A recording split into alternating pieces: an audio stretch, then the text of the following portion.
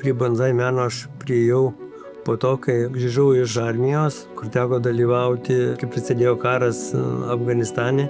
Ir aš 8 metus ieškojau dvasinės ramybės. Ir draugas iš užsienio parsivežė kažkokius tai medelius, kurie buvo pasodyti inde.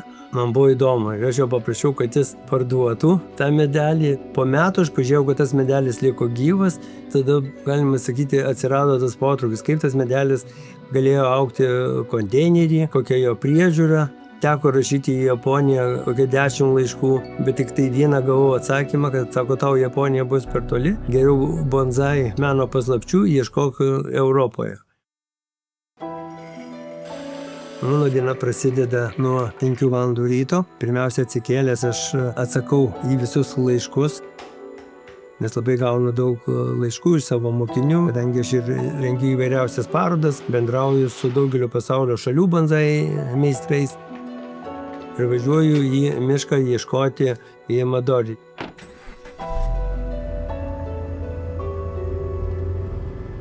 Yamadori tai yra augalas paimtas iš gamtos. Kuo yra svarbus Yamadori? Kad jisai turi istoriją, kadangi mes einam į mišką, praeinam kartais 1000 kilometrų, kad tu surastum labai gražią medžiagą. Ir kai tu ją išsikasi, parsineši, visą vaizdą užfiksuoji nuo pačio iškasimo, nuo medžio įsodinimą į vazoną ir vėliau, kaip medis keičiasi po 5, 10, 15 metų.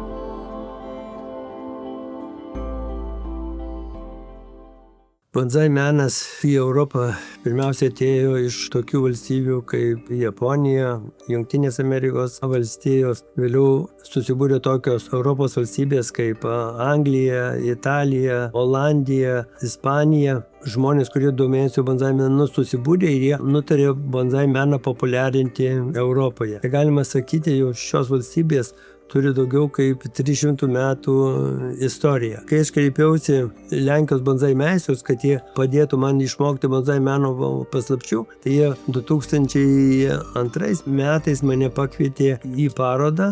Aš atvežiau savo 8 medelius ir čia galima sakyti, prasidėjo mano profesionali kelionė į bonsai meną. Vėliau aš gaudavau labai daug pakvietimų į įvairias bonsai parodas ir aš paprašiau, kad man padėtų ir kad tokią parodą aš galėtų surengti Lietuvoje. Tai buvo pirmas kartas Lietuvoje 2004 metai ir kas buvo sunkiausia, reikėjo gauti finansavimą. Ir kai aš pradėjau ieškoti rėmėjų, tai atsidūriau į visišką duobę. Apvažiavau gal tada 600-700 verslo įmonių, iš nei vieno negavau jokio atsakymo.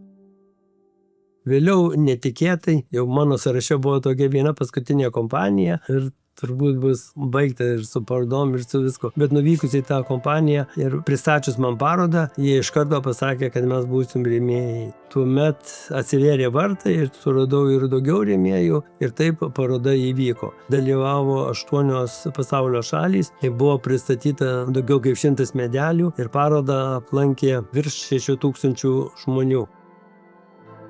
Kiekvienas turi turėti savo gyvenimo tikslą.